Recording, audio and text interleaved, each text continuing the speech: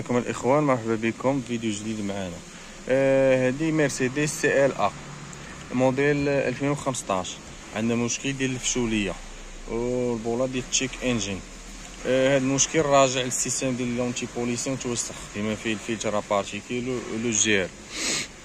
غنوريكم.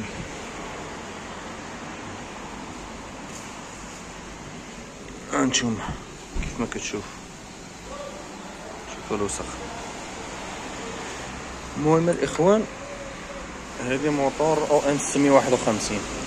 هنا غادي نديروا ليه لا سيبريسيون ديال السيستم ديال الفاب والسيستم ديال لو جير، لان كيف ما كتعرفوا المازوت اللي عندنا فيه الكربون، وهاد الماطر هادو خاصهم المازوت اورو 6 اللي ما عندناش حنايا. داكشي علاش من الاحسن نديروا ليه لا سيبريسيون. المهم كيف ما قلت لكم الاخوان، غنديروا ليه لا سيبريسيون. كما قلت لكم غنديروا لي لا سيبريسيون ميكانيكمون الكترونيكمون.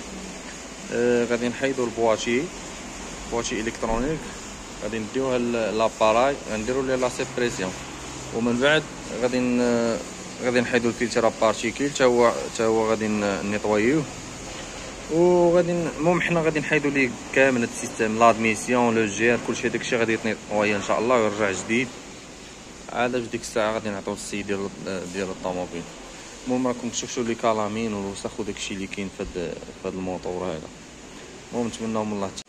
نتوما كيف ما كتشوفوا الاخوان كاينه لادميسيون ولو جير.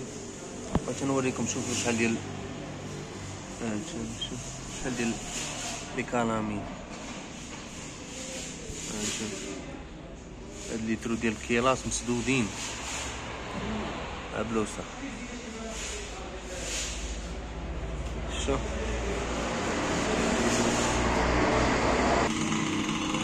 هانتوما لادميسيون. ها هو شوف كمية لي كالامين والوسخ مسدود تقريبا. شوف هادشي كامل كيديرو غير المازوت، ولكن ان شاء الله غنطويو ليه هادشي، وغادي نسيبريميو ليه السيستم ديال لو جير ميكانيكمون، والبواتي راه كتبريبارا كتبروغراما، وان شاء الله تكون نتمنوا من الاحتسام.